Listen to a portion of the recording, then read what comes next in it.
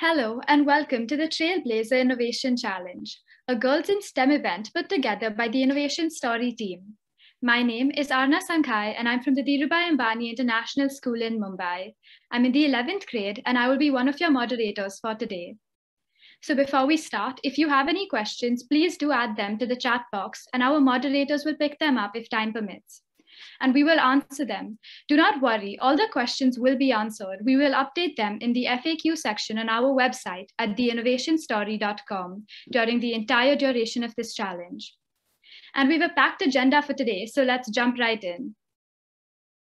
It's been crazy times all over the world, so follow the health guidelines and please stay safe. We are from the Innovation Story, a launchpad to equip young people with the skills needed to transform them into innovators and change makers. The focus on experiential learning in science, technology, engineering, and mathematics. Through hands-on experiences, the program inspires students to pursue careers in robotics, software design, engineering, programming, and animation. As a part of that, we're proud to launch the TrailBlazHER Innovation Challenge, where your ideas matter. TrailBlazHER is an initiative designed to give an exposure of STEM fields to young women. Our plan involves giving the girls opportunities to explore STEM subjects and inspire them by connecting them to role models in their field. STEM jobs are laying the foundation for the future and solving the world's greatest challenges. Tapping the huge potential of girls in these fields will not only benefit them, but it'll also add a unique perspective to innovations. So as we launch TrailBlazHER, we're so excited and we cannot wait to introduce girls to the exciting and empowering world of STEM. The Innovation Challenge is brought in partnership with IIT Bombay's award-winning Unmesh Mashrawala Innovation Cell and a team of experts from healthcare, education, and environment fields, who you will be hearing from shortly. We thank all of them for taking our time today and helping bring this together. Through the TrailBlazHER Challenge, girls will have the opportunity to devise innovative solutions to real-world problems with mentorship from industry-level experts. For phase 1 of this challenge, all participants will have to identify a problem in one of the 3 categories: healthcare, education, and environment. With their team, they will devise a STEM-based solution to their chosen problem, and they will have around 2.5 weeks to do this, from June 20th to July 7th. Then they will have to describe the solution in a 3-minute video submission. And when the portals open up for submission, please do upload a video of the solution and answer a couple of questions. We will have notices put up on our Instagram page and our website, so keep checking those for when the portals open. The deadline for this is July 7th at 11:45 p.m. IST. After diligently being assessed by a panel of esteemed judges, experts, and the IIT Bombay's Innovation Cell team, we will select 30 ideas and those will be eligible to move on to phase 2. We will announce the names of these 30 teams on our website on the 14th of July. In phase 2, the 30 shortlisted teams will have 3 weeks, that is between July 15th to August 6th, to work with a mentor and develop their ideas. They will enhance their solution with the help of mentors from IIT Bombay and other experts who will give them feedback and direction on a regular basis. The teams will then present to a panel of judges on 7th of August and 8th of August, and they will pitch their improved solutions to these judges over a 15-minute Zoom call. The top 10 teams will have the opportunity to win exciting prizes. And this competition opens up a world of opportunities for all the participants. They will receive mentorship from the Innovation Cell IIT Bombay. All participants will receive college readiness workshops with experts and students. They will all receive certificates, and the top 10 teams will get the opportunity to win exciting prizes like AirPods, Fitbits, speakers, and Polaroid cameras. They will also have the opportunity to implement their proposed solutions. I know I'm going quite fast, but do not worry. All of this information will be available on our website and our Instagram page, so you can get in touch with any of us and ask your questions on these channels, or even email us at trailblazher.india@gmail.com. And now is the time that we've all been waiting for. The 3 panels that will host the experts.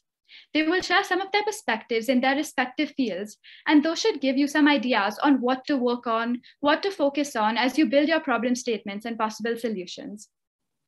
So without further ado, I will hand over to Kyra, who will moderate the healthcare panel.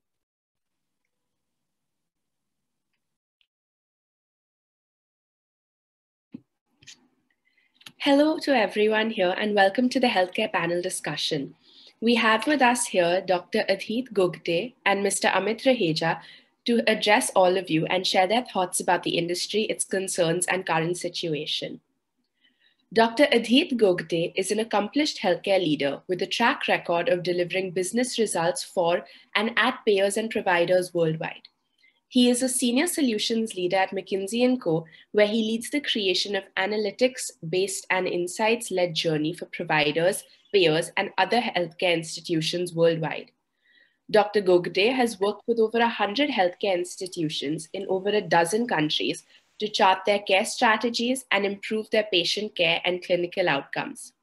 He has been a consultant, founder, business head, and operations head for various healthcare ventures and worked with institutions across the world. His professional interests include healthcare strategy, technology, digital medicine, and coaching people to be better professionals tomorrow. He lives in Mumbai and enjoys traveling, reading, teaching, and cooking. Dr. Gugte, thank you so much for your time here today. We also have with us Mr. Amit Raheja, the Managing Director and a member of Board of Directors at Johnson & Johnson Hong Kong since 2019. Prior to this, he was in Tokyo for 3 years, where he was responsible to lead the turnaround and subsequent Institute of Diabetes business unit. Over the past 17 years, he has served in various leadership roles in India, Asia Pacific, Japan, and now Hong Kong. He is a proud sponsor of the Hong Kong Community Impact Team at Johnson & Johnson. Mr. Raheja is also the chair of Healthcare Committee at American Chamber of Commerce, Hong Kong. Mr. Raheja, we really appreciate you taking some time out to be with us here today. Before I hand over to them, I would just like to make sure that both of them are present. Okay, thank you. And to all the audience members, please do note that if you have any questions, feel free to post them on the chat and we will try to address them if time permits, or else we will get the answers and update them on the website. So without further ado, I welcome Dr. Gugte to begin the healthcare panel discussion. Hi, Kara, am I audible? Yes. Oh, excellent. Good morning, folks. What a pleasure to be here. I did not expect to see like 100 over students in this in this endeavor. So kudos to the organizers. Thanks for having us here. And it's a privilege. Very happy to share some of our perspectives. And this is truly exciting. It's truly exciting to see the enthusiasm. It's truly exciting to see the construct that has been created for sharing and building something using science and technology. I can say for sure, having worked for 20 years in various healthcare organizations, right? Some of the best managers, leaders that I've worked with or worked for or have worked with me have been women. And I urge you to not think of that at all as you go into science and technology or anything to do with maths and science, right? It's a phenomenal field out there. There's so much that can be done and there's so much that you can do. You should all be very excited. I'm going to talk about a slightly tricky and a grim subject at this moment, which is mental health. It's as you know, in this pandemic, it's a matter that has gone from bad to worse. So I'll just dive right in. I'm happy to take any questions, and I don't want to make, so to speak, the exposition or discussion of mental health too long. So I'll just make 3 broad points, right? One is, if we step back and look at the economy and the world today, right? Mental health is arguably one of the biggest drivers or contributors to not just negative economic impact, but also to negative human impact, right? Or at least the lack of mental health. The presence of good mental health and mental wellness is very, very well associated with being high functional, being material contributors to society and whatever role you play, right? As a consultant, you know, we very bleakly like to say that mental health costs the economy over $1 trillion every year, right? $1 trillion, to put into perspective, is approximately 40% of the Indian economy. right? With the global economy at 80 trillion, 1% is no chump change. It's almost 1.2% of the global economy. What however is not captured in that number is the impact of good mental health on economic value. It has been seen again and again and again across the world, across history, that if you live in times or people with good mental health, those who are resilient, those who are tenacious, those who know how to manage stress, those who know how to manage the ups and downs, failures and successes that life throws at you, are generally the ones better accomplished or better capable of dealing with life and being productive. And productive could mean anything. It could mean raising your family. It could mean working for a cause. It could mean building a company and creating employment. It could be any number of things, right? So mental health is colossally important, and that number is just one indicator. All this was pre-COVID, right? What has been the impact of COVID on mental health is something that nobody's actually really figured out, but it is colossal, right? And as a scientist, you guys should think about how you want to evaluate the impact of mental health by what has caused it. And as you think of your STEM solutions, you may want to figure out how you want to try and address some of those root causes, right?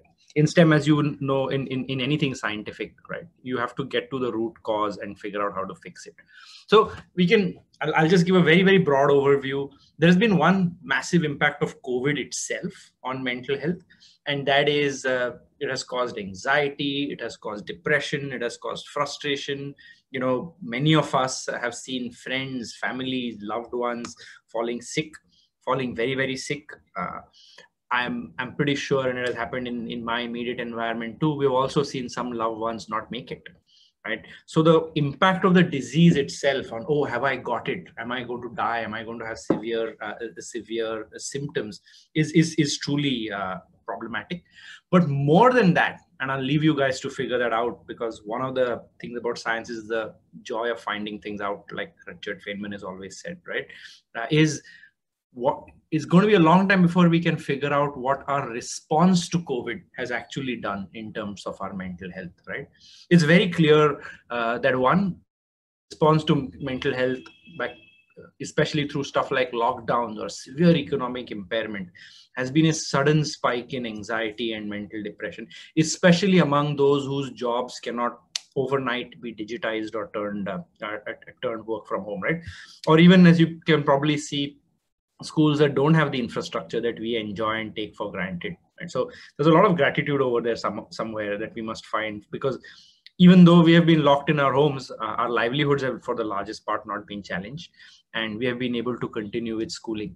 But there are many, many, many millions who have not been that fortunate, right? So net, I would say, and I won't take too much time, the potential for unlocking value or for making improvements or having impact on society through improving mental health is huge.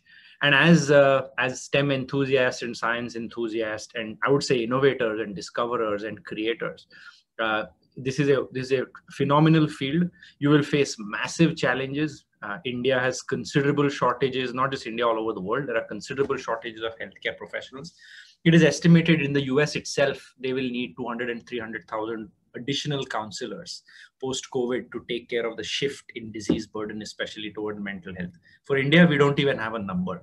I don't know, maybe one of you young girls can figure out what that number is and guide policy, right? There's also a huge stigma associated with dealing with mental health problems. I know physicians too themselves who feel no remorse about going to a diabetologist for getting their sugar under control, but feel humiliated at the thought of going to a psychiatrist or a counselor, right?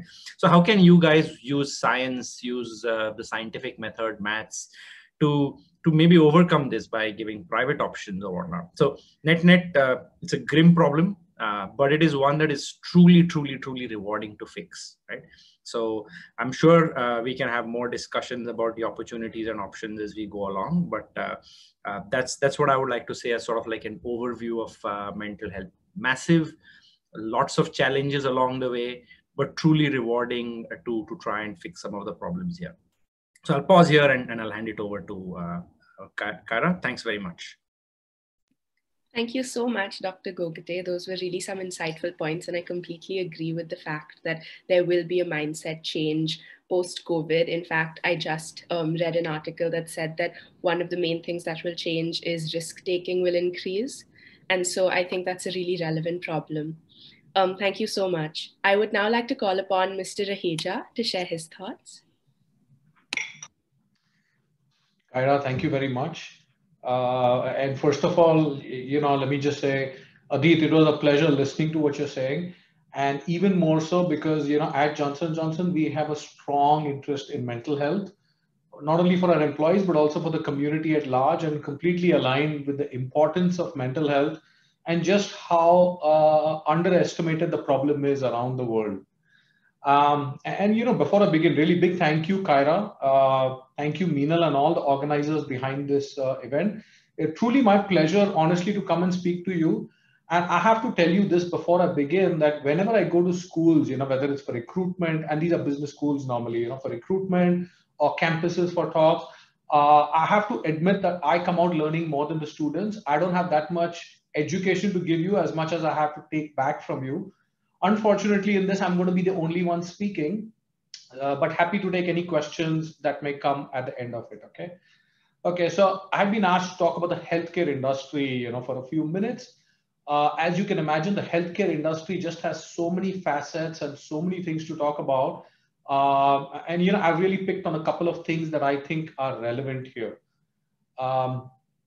The first thing really is, let's talk about vaccinations, okay? It's a relevant topic. All of you would have read about it, not only in the newspapers, but it's dinner table conversations right now. The second thing we'll talk about a little bit for a couple of minutes is just what's the non-COVID impact on healthcare as well, okay? Because there's so many headlines that are taking attention and mind share of all the stakeholders on COVID-related healthcare, which is excellent, and I think it's extremely relevant. However, there's also an impact of non-COVID. So first thing regarding the vaccines, I think, first of all, let me give a disclaimer. The disclaimer is that I'm from Johnson & Johnson, and we're a vaccine manufacturer. So keep that in mind and in perspective. And at no point of time I want to, promote our products or anything like that at any point of time. So, when you develop a vaccine in traditional ways, there's three steps, okay, very largely speaking. The first is really development of a vaccine, which really talks about research and development. And the research and development process generally takes 5 to 10 years. However, because the world faced a pandemic, this whole 10 years has been crunched down to 10 months. And you can imagine the amount of stress and pressure and responsibility that vaccine manufacturers face while going through this process. Vaccine manufacturers also understand that while going through this process and applying for approvals after research and development, there are going to be some ends which are not as closely tightened as much as a 10-year research. When you shorten your research from 10 years to 10 months, you don't have the advantage and the luxury of long-term studies. You don't have the advantage and luxury of testing it on a large set of population over a large period of time. But given the benefits and the risks associated, I think, Pfizer, Johnson & Johnson, Moderna, AstraZeneca, many other companies around the world have decided to take the plunge. Then there's manufacturing, which is part of development. You build manufacturing capacity. The world never had this kind of manufacturing capacity available before COVID. But now most companies have said that we will go ahead and build manufacturing capacity simultaneously and in parallel with development, where you understand the risk that even at the end of the R&D process, if you decide that you cannot launch this vaccine, the dollars that you put behind building a manufacturing capacity goes waste. So anyways, the point being that the first step really is development of a vaccine, which involves R&D, it involves manufacturing, it involves ensuring safety and efficacy of the vaccine. It involves doing large-scale clinical trials, and also, let's say, regulatory approvals with various countries around the world. This is really the first step. The second step really is dissemination, and dissemination around the world with equitable distribution around the world. As you can imagine, there's 7 odd billion people around the world. And within the first year of vaccine development, the whole world was estimated to have a little more than 1 billion doses of vaccine. or doses enough to vaccinate 1 billion people. How do you really decide who's the 1 billion population out of the 7 billion population? And there's no easy answer to it, okay? But this is one of the considerations that you have. Based on where you want to disseminate, you will also decide your manufacturing sites around the world. For example, J&J has 3 sites around the world for vaccine development at the earlier stage and now ramping up capacity. And this was based on earlier thoughts of how we would distribute the vaccine. And I can openly tell you that I think our vaccine distribution strategy has also changed over the past several months, just based on how the world is responding to the vaccines. So the first step was development. The second step is dissemination. The third step really is deployment within a country. So once a country does receive a certain number of doses, let's say enough for 20% of the population, okay? Really the country has to decide, and this is the regulatory bodies or the governments and the people in decision-making capacity have to decide, how do you allocate these vaccines? How do you safely deliver and transport these vaccines to the last mile and even to the rural areas where there may not be that much healthcare infrastructure or transport infrastructure? How do you ensure that there is no inequality and that it's distributed equitably? It's not the most ideal case where a rich person in Mumbai gets the vaccine first, even though they medically need it, and a poor person in the middle of another state does not get it. The other step is also educating and encouraging people to take vaccines. There's so many myths and there's so much misinformation. And at the same time, there's also careful considerations that people are taking, all of which are important. And I think rightfully so. People do have a right to develop an opinion, develop a bias, develop a fear about the vaccine, because this is something very, very new that the whole world is facing. There's also aspects like record keeping. And I think this is where really technology can play a role of which people have taken the vaccine, how are they performing after taking the vaccine? Are there adverse reactions? Are there side effects? And it's important to track and record all these facts because these come in use. This data is extremely important data to be able to study really the efficacy of the vaccine over a very long period of time. Even things like ethical implications of vaccine passports. There's two theories, there's multiple theories around vaccine passports, whether they should be developed, should not be developed. Even aspects like safe access for vaccine population. I know in Hong Kong, what's happening is if you're vaccinated, you can walk into a restaurant and you can sit in a group of 8 people and have dinner. But if you're not vaccinated, you can only sit in a group of 4 and have dinner. And the challenges around this are, what about privacy? Some people don't want to disclose whether they have the vaccine or not have the vaccine.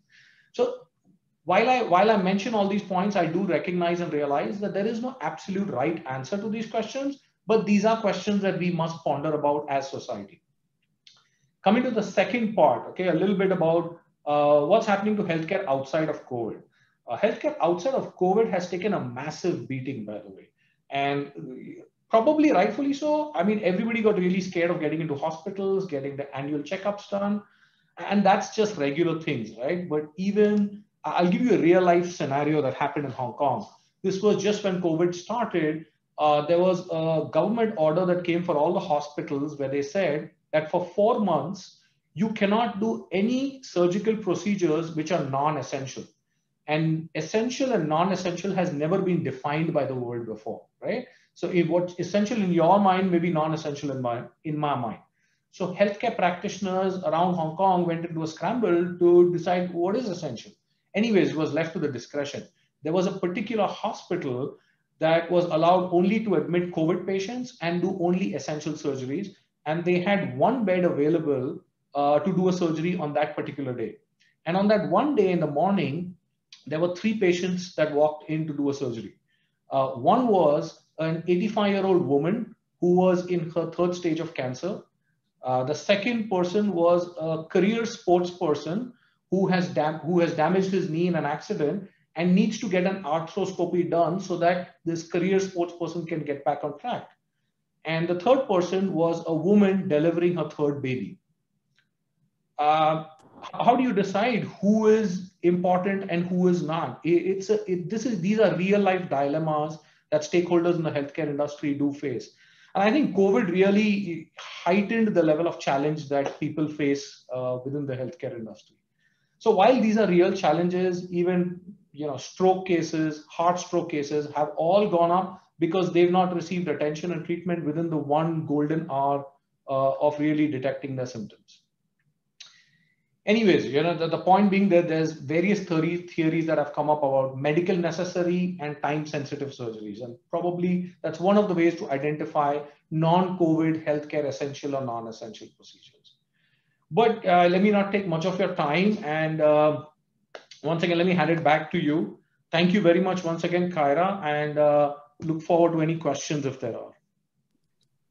Thank you so much, Mr. Raheja. That was really relevant and interesting. And as you said, choosing 1 billion people from 7 billion for a vaccine is difficult. And I believe that COVID, and especially vaccine distribution in particular, has been a great equalizer this year and the last year as well.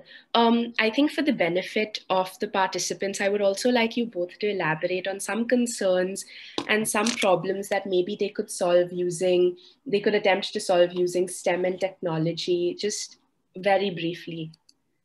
So Mr. Raheja, would you like to start?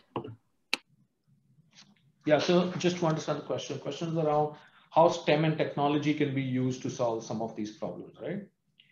Okay, so I'll tell you some of the problems where I believe technology can play a role. I'm not smart enough to know how exactly, but I believe you guys will collectively be much more smarter than I am. So one of the challenges is just around, let's take a topic like vaccine passports, okay?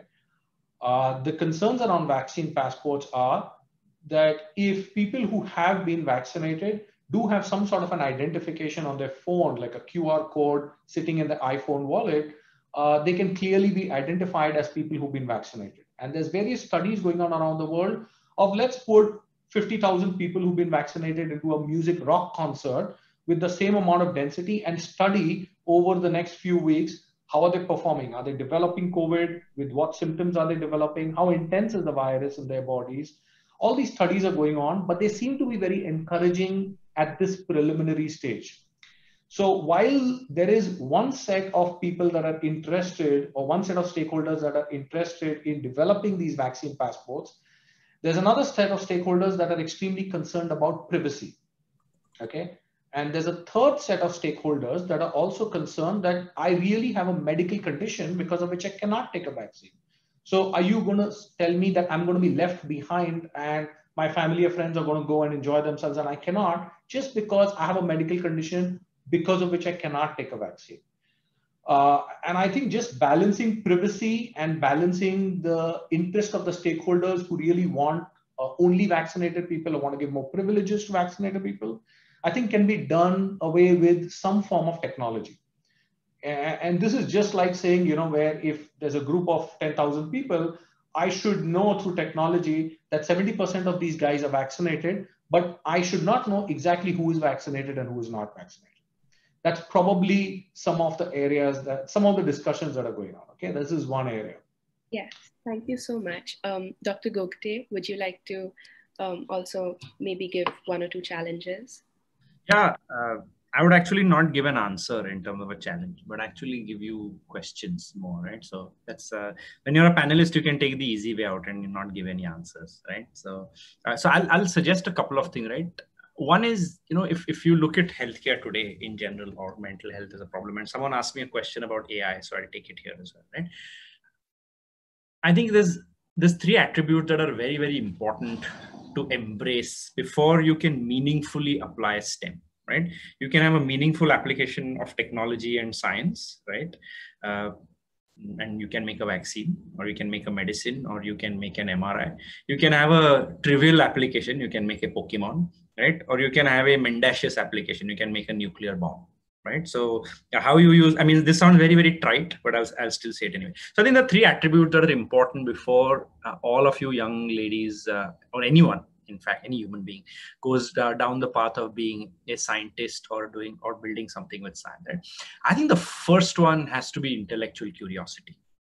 right? You have to have a lot of intellectual curiosity to really understand the nature of problems, right? And understand why they exist, right? Someone was asking me in a private message, there is so much noise in social media. Whom do I trust? Or which newspaper do I trust? Which WhatsApp university do I trust? And so on and so forth, right?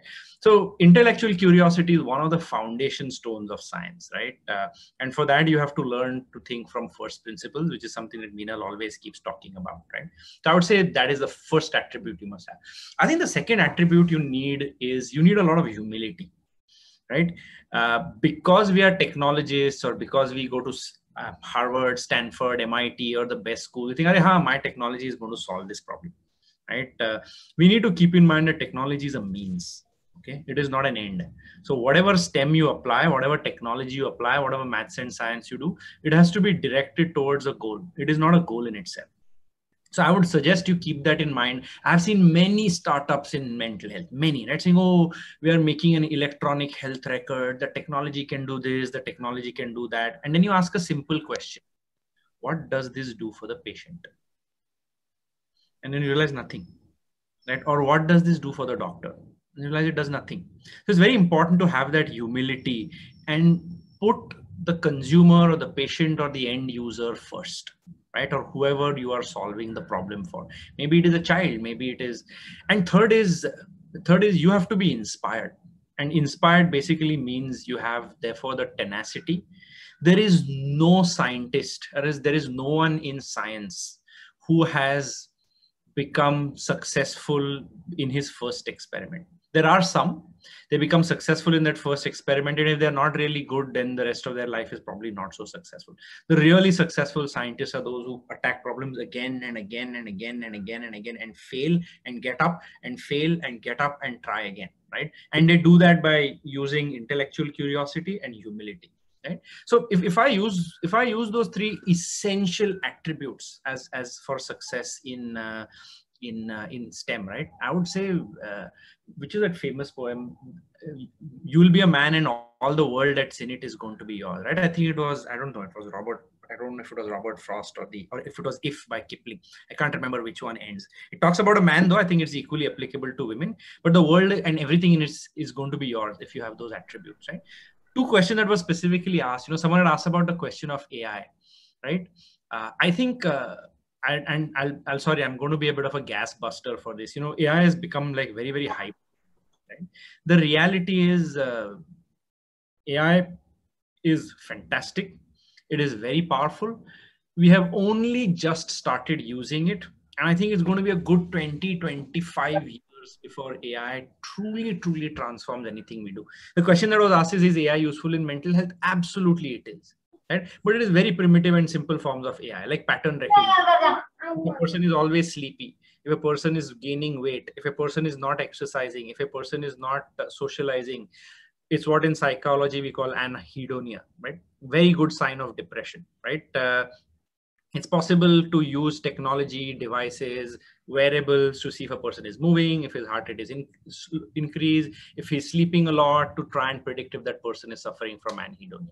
Right? Similarly, as you know, there's a huge stigma in healthcare associated with seeking psychiatric counseling, right? Or getting counseling for mental health, right?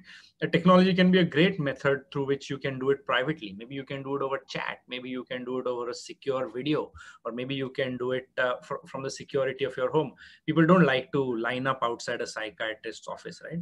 There's still too much of a stigma associated with going there. So the opportunity is at the front end. Somewhere at the middle end, which is working at a population health level, and somewhere at the back end in changing the way we work so that people find more joy in what they do, are limitless. Suggestion to you is choose your problem and apply that curiosity, apply the humility, and apply the tenacity.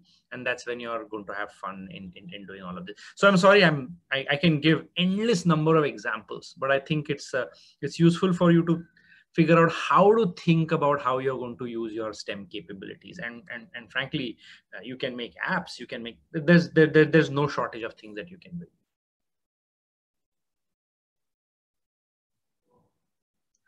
Happy to take any more questions. Thank you so much for those answers. I think now I will hand it over to Yuvna, as we are running a little short on time. But thank you so much. Absolutely. Hi everyone and welcome to the education panel discussion. My name is Yuvna Gupta and I'm an 11th grade student at the Cathedral and John Connon School, Mumbai. The experts we have with us today for this discussion are Ms. Anjali Karpe, who is the Deputy Head and Head of Student Life at the Bombay International School, and Mr. Nicholas Alchin, who is the Head of the United World College of Southeast Asia, East Campus in Singapore. So I just want to say quickly, if you have any questions, please put them in the chat. We'll try to address them at the end. If not, we'll definitely put them up on our website. So could we please hear from our experts? What did you have to fundamentally change to cater to the new online method of teaching in the pandemic? Mr. Alchin, could you go first? Hi, thank you, Yuvna, and lovely to be here, and thank you for the invitation. I know it's a quick brief, so I'll get straight into it. My brief's been to talk about what's been changed as a school when we moved online, but what I want to suggest here is that we can think of this in the broadest possible way. I could point out what's changed for me as a teacher, but I think really what we should look at, what we should think about, and you should think about as entrepreneurs potentially, is what's changed across society as a whole, to give you ideas about how things ripple out across a broad range of people. So let me list a few things that changed for education, but I'll go a bit broader than that. So very quickly, most people got up a lot later because they could sleep in for longer, and so they no longer had to commute. So in some cases, that probably meant they had more sleep. In other cases, it meant they had a bit more spare time. That opens up opportunities, I think. Many people that I know, anyway, it might not be the same everywhere, ended up getting an awful lot more exercise because they had an awful lot more time on their hands. And I know a lot of people who did not exercise before COVID, but now are regular swimmers or bikers. And I think there are actually shortages of exercise equipment around the world now, interestingly. It would be ironic if for this group of people, their life expectancies actually arose during COVID because of the extra exercise.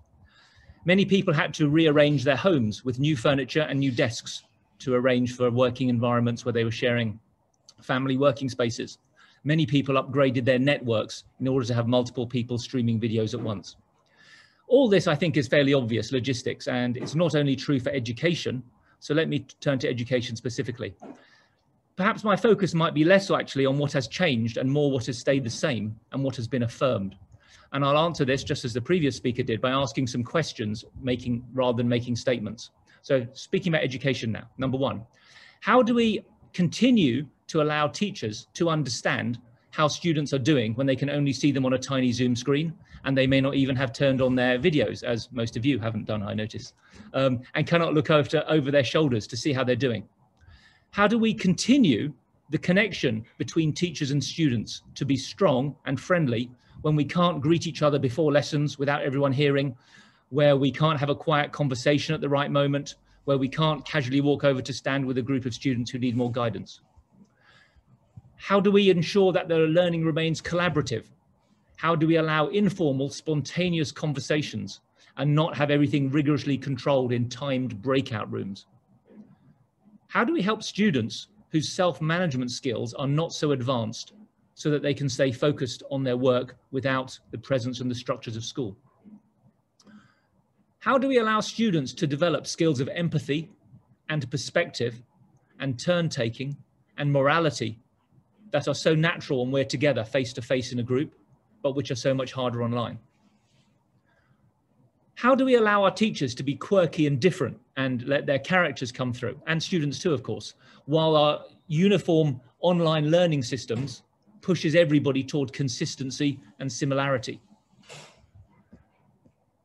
How do we duplicate eating together, playing at lunchtime, chatting in the corridor, bumping together on the stairs, arriving on the buses, all the things that are a crucial part of school life and which actually are probably, in my view, more important than the narrow academic learning from which it's easy to focus? So you can see here from those 7 questions that my theme is around the social aspect of school. My experience in my school is that the academics are fine, frankly.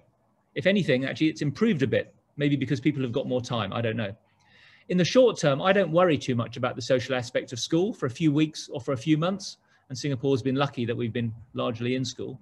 But I worry over an extended period, there will be a significant damage to the social skills, which are absolutely vital for students for life after school. If I might make a few more observations, and I think this will echo with the last speaker, I would say that the technology industries don't focus on the social impact enough. They're too focused on the tech, and they're not focused enough on the social impact of the work. Again, let me ask you 4 or 5 questions. Did Facebook ever realize that the platform would be a tool for hatred and disinformation? Did WhatsApp ever realize that their tool would be used by trolls and bullies? Did Grab ever realize that the business would create a whole underclass of people whose employment was very precarious? Did Google ever realize that the power of the search engine may be causing people to read more shallowly and do less thorough research? Did Apple ever realize that their beautiful products would be the cause of so much child labor in mining the rare minerals that are needed for their products? Did the creators of Bitcoin realize how much they would be contributing to climate change? So I think you can see here my theme. It's this, that when you devise a technological solution, you need to look at the impacts that spread far beyond the coding or the platform. You need to look at the lives of the people who will use it, and there is a heavy moral duty on you. There is a heavy ethical imperative for you to consider what you're doing. Now, I'm not being negative. I believe that technology has improved the lives of millions of people in terrific ways. It holds promise for the future, and in general, I'm an optimist. But it would be naive to be naive, and the questions will not be solved by ethical people like yourselves unless you're prepared to ask hard questions of yourself and you don't do things in a hurry to make a quick profit. So to summarize, build a system that will benefit everybody, especially the most vulnerable and the most needy. Do not be blind to the impact of your technology. I tried to stay within 5 minutes there. I hope that was useful for you. Thank you. Yeah, thank you so much. You raised some really interesting questions. Ms. Karpe, could you share your experience? Yeah, thank you. And thank you, Innovation Story, and all of you here. Totally delighted. Not because I think I am going to add a whole lot of knowledge to the pool that you already have, but like I am when I face a whole lot of students, just believe that I'm going to end up taking away a lot more from you. And for me, that's really been at the heart of my journey, just learning more from my students than what I believe I'm teaching them. In the course that you will follow over the next some weeks in indulging into this challenge, I do believe that you are really geared up to address problems, as Nick said, which are not only about education itself, but going to impact many, many more things that the world needs to have rectified. So when I'm looking at the question, that's the broad question posed, I think for education, change was somewhat essential. Our systems had been waiting to go through modifications, new approaches, new alignments. Not that that wasn't happening, but it was happening really in fits and starts. It was happening in very small bubbles. And there was a certain comfort in simply continuing on a known path because, you know, the old adage, what ain't broke, why bother fixing it, right? So we continue. And what the pandemic did actually was equalize everybody. Of course, things like the digital divide brought in yet again some more divisions within, but fundamentally it forced everybody to look at change. It forced everybody to rethink what education was about, what it could do. And I'm going to actually narrow it down to a few areas because it's vast. I can go on, and given the mandate of 5 minutes, I'd like to bring in just a few pointers for all of you to think about and hopefully come up with not just solutions, but at least meaningful dialogue and engagement on these areas. I remember talking to Meenal, and she asked me, would you be able to talk about assessments? And, you know, I do believe that assessments have been the bane of education because our whole effort has been how to actually lead up to getting scores and grades that are going to promise you this dream journey ahead in life where you are going to make it. And I just feel that, you know, when we talk of assessments, I think we do need to consider how can we create authentic assessments which showcase learning with unquestioned integrity?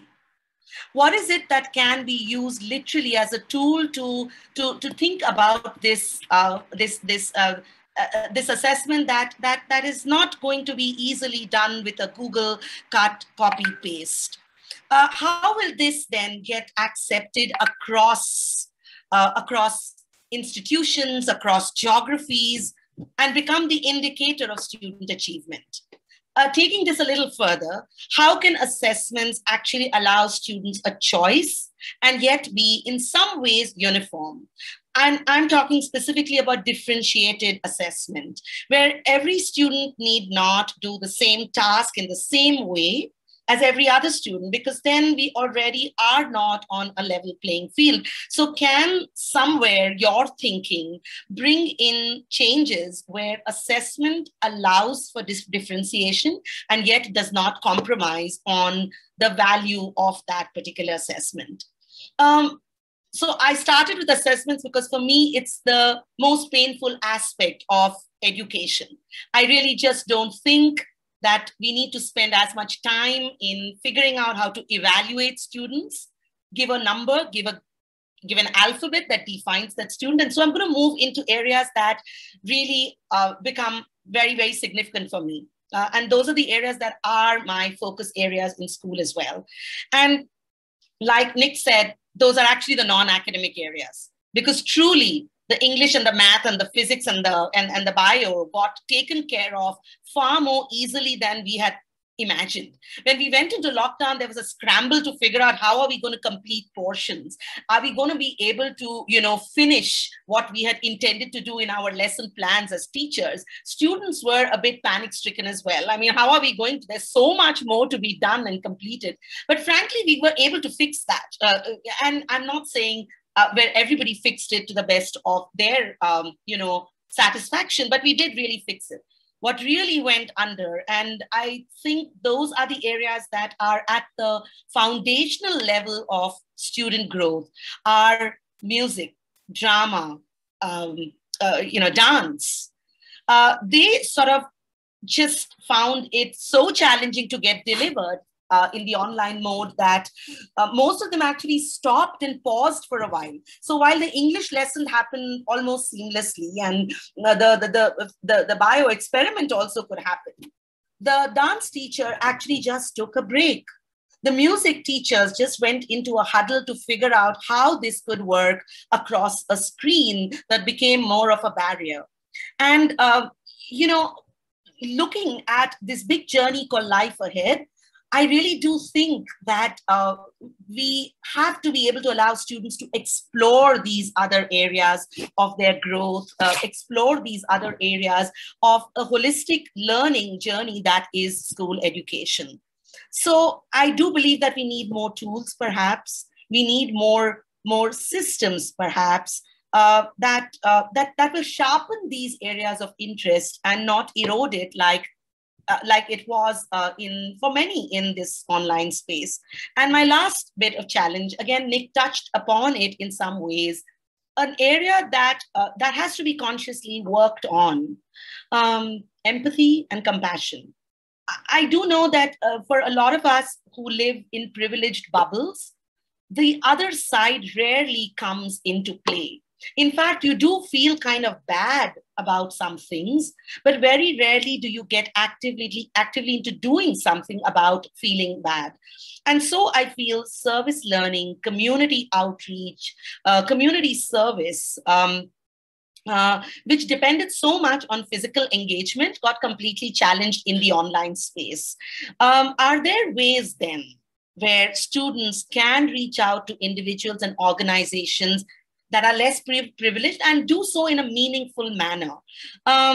Can these engagements actually offer choices so that individual student interests can make them far more impactful and meaningful?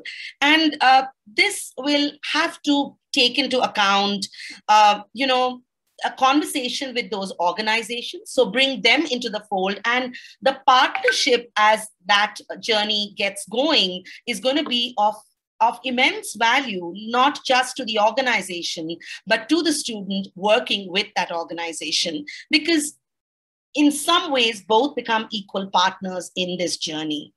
So at the end of this, and I know I'm coming to the close of my 5 minutes, I think we need to figure out how to humanize technology, because almost my 5 minutes and has been on the areas of focus that are not connected with getting those marks and those scores that are going to get you into higher levels of education. But it is about bringing in areas of social impact that students can embark on at this stage when they do actually get exposed to a lot more as they are in their student journeys. So what can education itself do in the bigger space?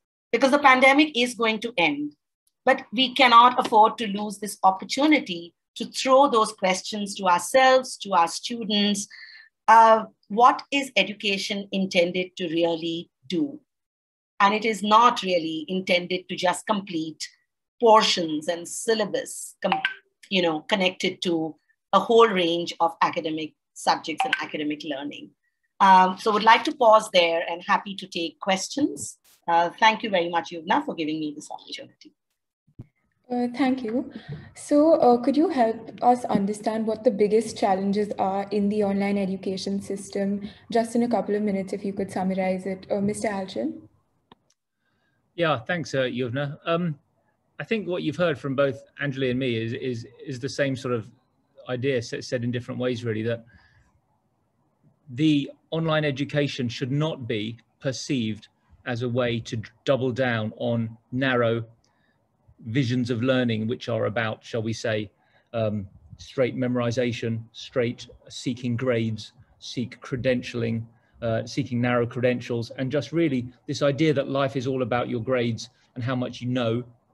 That's an old, outdated, well, to be honest, I don't think it was ever a thing, to be honest. I mean, you'll hear people say it was a thing, but I mean, I think for thousands of years, honestly, philosophers have known that there is more to life than just filling your brains with facts.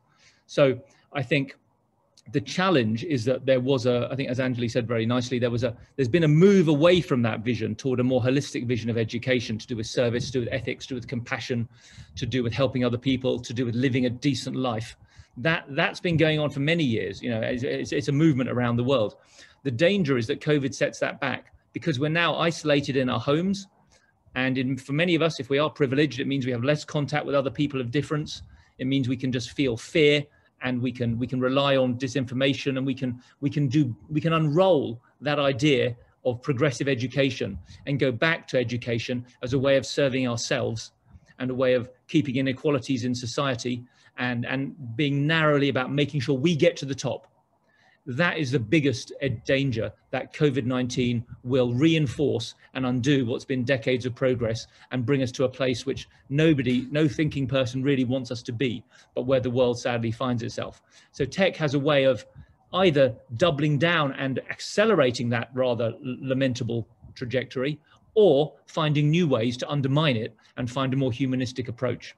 That would be my assessment of it. Thank you. Ms. Kalpe? Yeah, I also think that there's going to be a fundamental shift in the kind of values that most of us have held dear.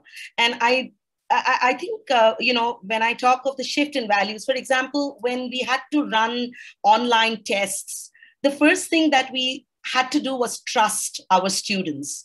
That's something that never happened in the physical, right? A teacher walked up and down aisles and made sure that the student didn't look left or right, focused on the writing on the paper. That changed completely. There was no question of physical oversight of what students were doing. And so the whole aspect of trust and integrity became just phenomenally big. Now, how does one do that, right? One does that by literally bringing students into a conversation, and we become partners together. Parents come into it as well, because parents are actually there possibly with students to oversee what is happening. And somewhere, if a parent would like their child to be honest, upright, here was the opportunity. So while this was a challenge where we could not monitor, I think it sort of liberated us from this aspect of monitoring by allowing students a greater extent of trust. It also put the onus of this on students. Earlier, it was the school's responsibility.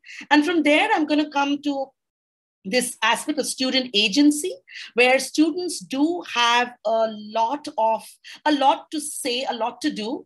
I think the challenge would be how to channelize student agency, how to channelize student voice, which we heard so strongly. Because on the one hand, where students got isolated, felt lonely, now in more recent times felt almost angry at being denied what was their due in school, it also threw up a stronger voice in terms of what they could do. And I think if we are able to understand this challenge, we are able to give students a lot more that they can be accountable for. And we will find shifts from a teacher-driven class to a more student-engaged class and a more student-driven discussion in the years ahead. And I think we just cannot go back. We cannot just go back to school believing that it's going to be the same. A lot would have shifted and changed, and it's in myriad ways that it will do so. So I don't know whether I went all over, or whether I was able to kind of focus in on the challenges, but also the possibilities of these challenges that have come in. Thank you so much to the both of you. Thank you for sharing these insights. Anavi, I'll hand over to you for the final panel of the day. Thank you, Yavna. So my name is Anavi Kaul. I'm an 11th grader at the Dhirubhai Ambani International School in Mumbai. And welcome to the environmental panel discussion. We have here with us today Ms. Anuja Agarwal and Ms. Manisha Narke. Anuja Agarwal is the co-founder of Seconds Guru, a young social enterprise with a mission to promote environmental education and awareness. Manisha Narke is the CEO of RUR Green Life Private Limited. Founded in 2009, RUR Green Life is a socio-environmental organization that works for the planet by employing an end-to-end approach towards urban solid waste management. Thank you so much for your time today. And just to the audience, if you have any questions during the course of this discussion, feel free to post them on the chat and we'll get them answered if time permits. Before starting, both of the panelists are present, thank you. So just to give all of the participants an overview of the industry itself and environmental protection, if Ms. Agarwal, if you could start with a brief insight. Thank you, Anvi. First off, really happy to be a part of this panel, esteemed panel on this, looking at science-based solutions that you're promoting and encouraging the female perspective, which is such a great way forward. I'm guessing all of us here have our tech hats on, and my current work at Seconds Guru is entirely around environmental education. So I thought to make it short and sweet. Perhaps numbers is a good place to begin to set context. And the first number I wanted to share to grab everybody's attention, I know we are coming midway, is the number of 1 trillion tons of carbon dioxide. And that 1 trillion tons of carbon dioxide is something called the legacy load. It is the trillion tons of greenhouse gases that humans have unleashed into the atmosphere since the Industrial Revolution till the start of this century. It's called a legacy load because even if all of us, by some miracle, stopped emissions right away, the load is something that the planet continues to bear because carbon dioxide is stable. It will stay in the atmosphere for a long time unless it is taken out. And at present, of course, we are not taking it out. We are adding to it at about 35 billion tons a year. And in fact, the turn of the century, it may have been 1 trillion tons of legacy load. As of now, it is at 1.6 trillion tons today. And therefore, it is no surprise that you have one of the challenge statements in front of you because it is a planetary crisis. There is no doubt about it. Again, it is something we all know that burning of fossil fuels is the prime source for this. It could be industries, it could be factories, it could be within our homes, from our cars, even the buses we take. We are burning coal, oil, natural gas for our needs. Deforestation is also another creator of emissions, because we are clearing land, as it turns out, for meat farms, for wood. And the largest cause is actually agriculture. We are a huge, billions of people on this planet, and we eat 3 times a day. Yeah, at least per choice when we have the choice. So yes, carbon dioxide concentration in the air is at an all-time high. And therefore, I know the panel here and I personally, that is why we work in the field we do, because we strongly think that if we don't do something right now, we have a catastrophe at hand. Why does it matter? Why should we bother? I mean, just because the number is big, do we need to make a change? Well, climate change is, at least now, an accepted reality, right? Global warming. There is a clear proven link as to how much greenhouse gases is in the air, how much temperature rise we see. They work hand in hand, which is why also under the Paris Climate Agreement, we had almost 200 countries, right, which agreed and signed off that they will do what they can to limit temperature rise to 1.5 degrees. They actually signed off on it that yes, if we don't do that, it might be a point of no return. Already, I'm based in Singapore, and I can tell you we are monitoring and documenting that sea levels are rising. We are seeing the rain patterns changing, and these are, again, getting documented as I speak. Certainly, this is a story that is playing out everywhere, whether the political people in the country want to agree with it or not. It is, the sign is out there. Another interesting concept I really wanted to share here is global warming is, of course, very well known, but it actually has something called an evil twin. If you Google it out, evil twin of global warming, you will find it, which is ocean acidification. Again, the root is, of course, the parent is carbon dioxide, because part of carbon dioxide is going to heat up our planet. The other part is actually absorbed by our oceans, which are a carbon sink. So we are seeing the acidification of the ocean. Its pH balance is spoiling slowly but surely. And the marine animals we have are obviously struggling, because the ecosystems, as we know, are delicate. Which is doubly tragic, because the marine animals are fighting already a losing war with the fishing industry and a losing war with the waste that washes in seas. They are losing the war with pollution. If we want to address the planetary crisis, existential crisis, and it is, I think, your generation and ours that really has to pull our weight and really do something about it. So for those of you who are going to look at this, I've just taken my 5 minutes to set just the stage. What is the big picture that you're working towards, and why emissions can be a guiding light for you in whatever project you try to undertake. Because with the current policies, with business as usual, we are certainly not on our way to a healthy planet. So with that, I think I will close my very short monologue. I've highlighted what I thought was, just the key things to do. And I know my fellow panelists will certainly, set the stage with more for you to food for thought. Thank you so much, Ms. Agarwal. You really brought out so many interesting points, such as the evil twin, which I'm sure that a lot of us didn't know about. So over to you, Ms. Nake. Great. Thank you so much. Warm welcome to all our participants. I think I'm really excited to be here, because I'm really looking forward to the solutions.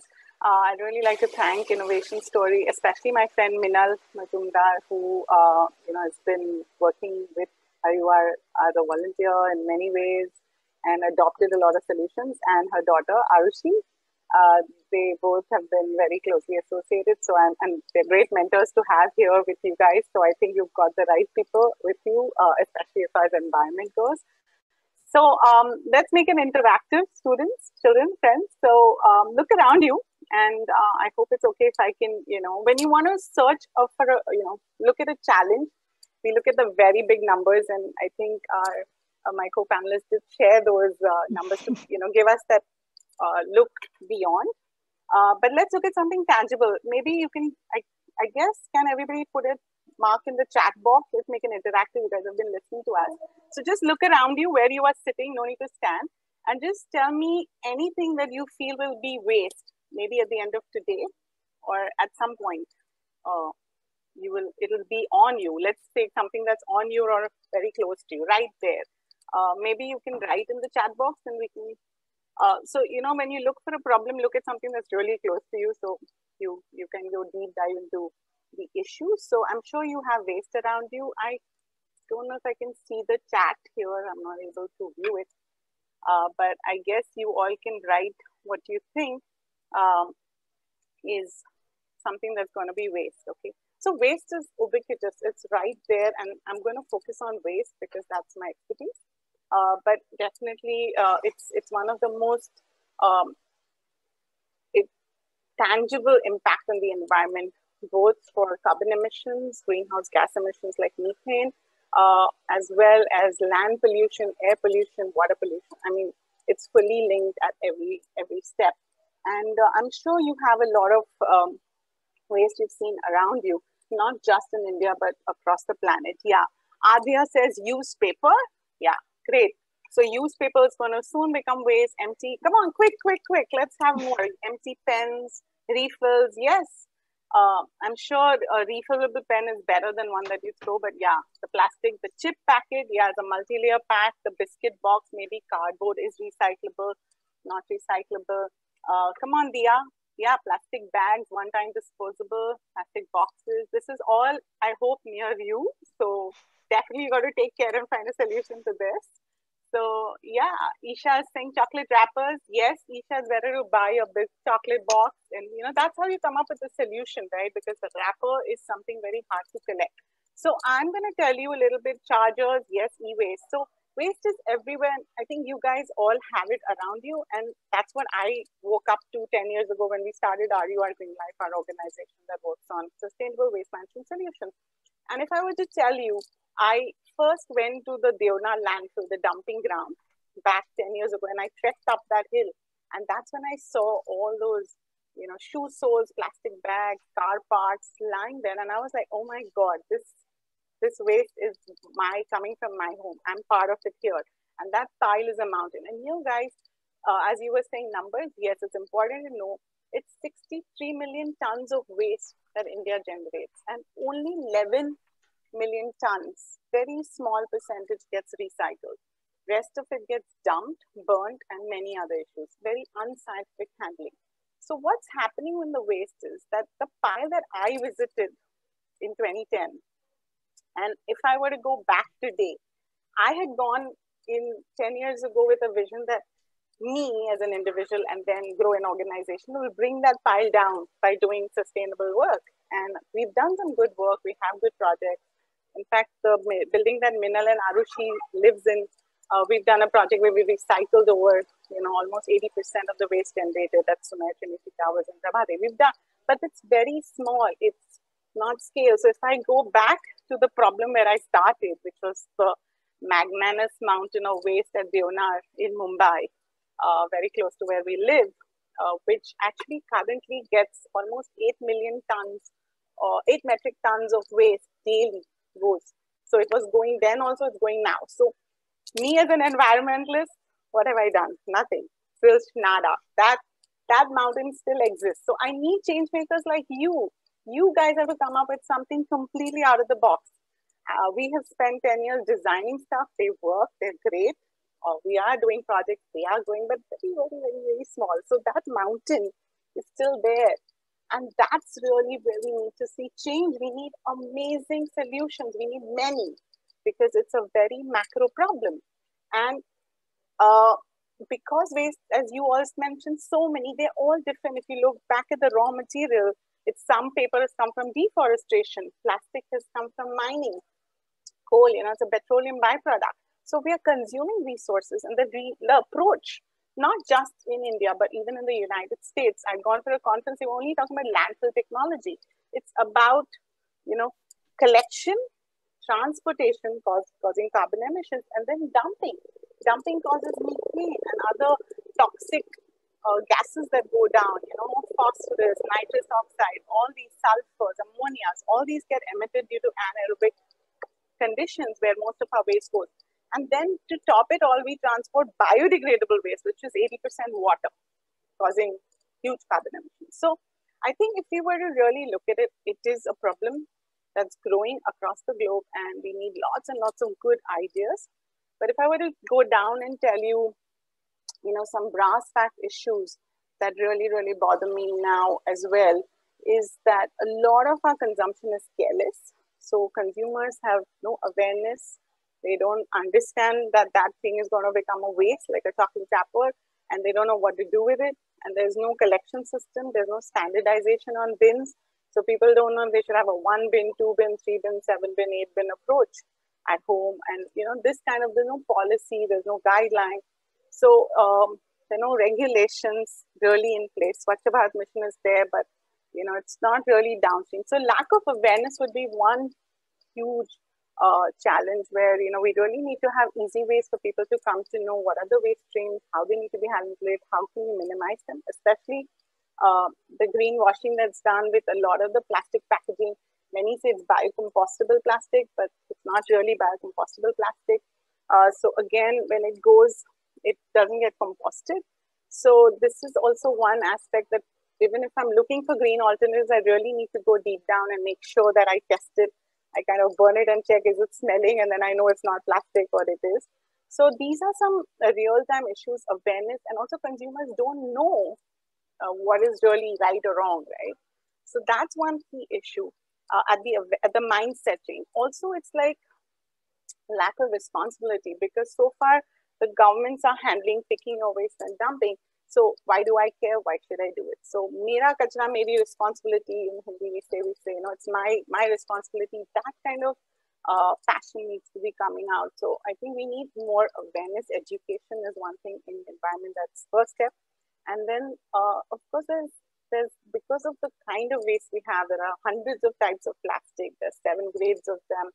They can be recycled to a maximum 7 times, but it's lightweight, it's low cost, it's got its advantages.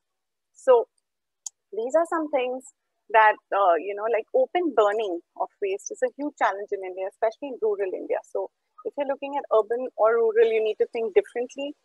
In rural India, there is no collection mechanism. There are no recyclers in cities. So we have this issue of people just opening up a fire and burning up their waste, causing a lot of emissions. So we need to, then again, look at solutions where it's easy to collect, compact. A lot of waste becomes voluminous. So if there's some technology to compact it, that'll be something amazing.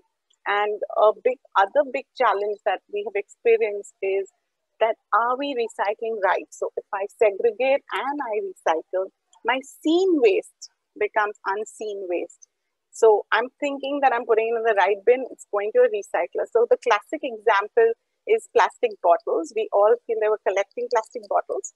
And hey, the Mumbai Indians team, guess what? They are wearing those shirts made from recycled plastic bottles. Now, every time they wash that shirt, there's now research showing that microplastics are going into the water stream.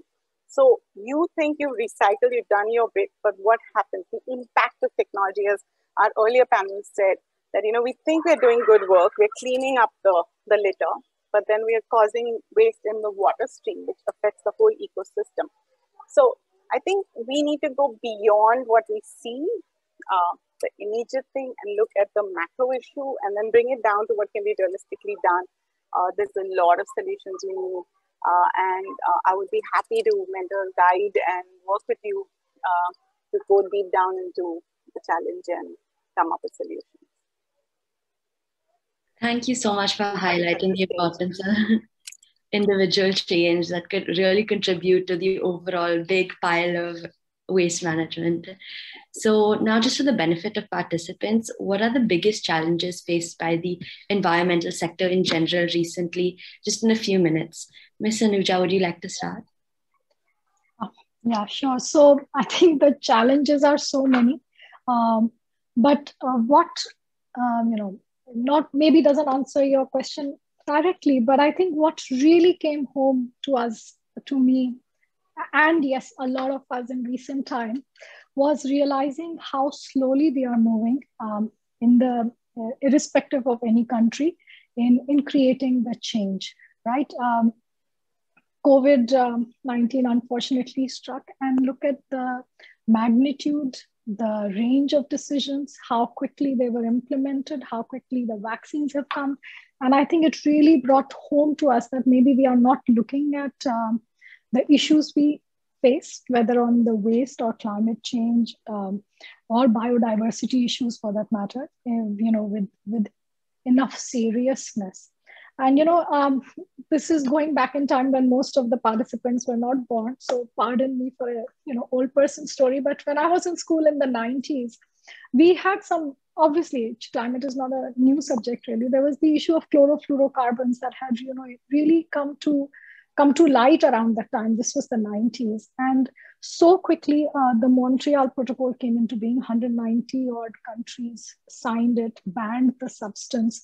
And fast forward to today, and I remember writing about it in 2 years ago, that they had started seeing that the ozone hole is not only healing, it is healing well, and it will actually fully recover is the expectation. So that tells us that where we are willing to take decisive actions, we can really make a change. So that I think is a challenge, that we are not showing enough commitment as a society. On the bright side, I think a lot of tools actually exist. So if the participants today were to look around, they will find that, solar cells, wind turbines, they do exist. Is there something? Of course, tech can be new tools, and that would be awesome. But is there also sometimes doing something new is actually about changing the process, or improving something in its efficiency, or something that makes it more adaptable to, I think even processes on how things move can be great. I mean, look at recycling, for instance. We do have recycling tech, not the best. I mean, certainly we can do better, but can we ensure to Monisha's point that can it be done better? Can it be done at source and done correctly? And can the recyclables actually reach the facility where we are all hoping it will go to? And then will businesses actually use the final recycled material made? We already know that livestock farming is a big part of the problem. Is there something? What do we do to ensure that more people know about it? Which is the awareness angle. Which is what can we do to increase plant-based in our diet and make it, the done thing? Can we support tech in lab-grown meat? Certainly, a lot of things are happening. But solutions can certainly make things better. There are certainly parts which have not been addressed, but a big part of the climate problem is that people are not adopting things fast enough or doing things fast enough. Thank you so much for those insights. Ms. Naki, would you like to go next? Yeah, so I think, the reality is that there's a lot of work that's happening, honestly. Governments are waking up, private sector is waking up. There is something called extended producers responsibility, which puts pressure on manufacturers to ensure that their products get recycled. Once used, for example, a carton gets recycled to make a sheet, and you can make a bench, and these kind of good solutions are there. But I think what we're lacking is scale. So like even our organization, our Green Life, we've done about 250 projects, and each we recycle about 650 metric tons annually of biodegradable waste. But it's a drop in the ocean, right? So I think the industry really needs solutions that scale up fast, and if they also need, our acceptance. A lot of people, there is a lot of good technology out there, but can it be easy for citizens to adopt? And that's also a huge challenge for industry. And of course, consumption. I mean, in lockdown, we realized that we survive with less. So it's a good learning. I'm sure all of you have like bought less pens and less paper and, maybe using more carbon emissions on the computer. But I think overall consumption, we've kind of brought it down. So we can live with less. And that's something that, needs to be imbibed in people, the sustainable living aspect. And I think the industry is really, you're at the right time to come up with solutions because there's really a need. And secondly, I feel that we need to look at end of the impact, end of change. So a lot of the times I feel the industry is very quick. Like, so we have a lot of plastic, right? All the chocolate wrappers you guys wrote about. So what does the government say? Hey, great, let's make roads. They put it and they put tar instead of tar. Of course, they're saving some of the resins, the bitumen that's used to bind, and they use the plastic. Great. I mean, we're taking waste, we're saving money, we're making a road faster. But guess what? Every time your car drives about that road, exposed to sun with that friction, you're leaching, you're emitting what is called polymers of plastic. So there's this whole thing about, plastic roads, everybody's excited. Industry's done a fantastic job, but there's nobody going and auditing that solution. And that's where the limitation is, where we don't look at the ecological impact. We just don't look, we can't just look at carbon as one emission cut down. What about the toxins that go with it? What about the other greenhouse gases? So we need an ecological solution where you look at the ecosystem and see how, obviously we need roads so we can get from one point to another. What is the best way to make it? And what is the best way to use that waste? So these are some real-time challenges that industry is facing, experts are facing. They're doing good work, but they need scale. So I think if you can think about how to scale a solution, even if your idea is small, it's good to start, but think about the idea to be replicable, to be scalable, to be modular, to be affordable. Look at all those aspects in the set, because sometimes we create like designs which we think is very cool, and then so like we went for this beach cleanup drive, and people are trying to clean up the beach, and they have these moors, so it's good to go, you get sensitized, but tell me, 100 people clean a beach, can you clean it? The water just brings the waste back, right? And when I went to the beach, I was not so much worried about the waste. I was more worried about the sand that trawler was taking away, because the sand is then going to the dumping ground, a lot of weight and water, and the sea needs its sand, right? So we do things very, very limited. And I feel the solution should be broader, should look at the entire impact, because then you would have a benefit at the larger level. And that's how detailed and due diligence, the idea can be small and simple and smart. I think those are solutions the world needs today. Thank you so much for your time again, Ms. Agarwal and Ms. Nahake. As the famous saying goes, the earth is the only thing that we all have in common. And I'm sure the participants benefited greatly from this discussion. So again, thank you. Now I'll hand it off to Arna for the rest of the webinar. Thank you, guys. Thank you. Yes. All the best for all the participants. Yes, that brings us to the end of today's panel discussion. And a big thank you to all the experts on the panels across healthcare, education, and environment for the extremely meaningful and insightful discussions. I would also like to thank IIT Bombay's Innovation Cell for their support. And thank you to the Innovation Story team for making this possible, and also to all the participants who attended. Teams, I hope you now have some ideas on what could be your possible problem statements and solutions. Also, please note that you could pick up any problem statements and device solutions, even though they were not discussed by the panels today.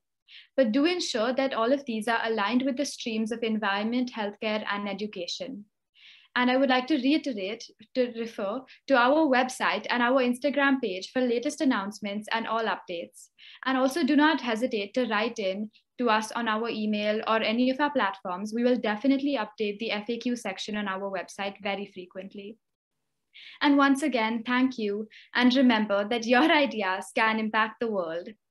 And all the best, and thank you for your time. We look forward to going through your ideas and submissions very soon.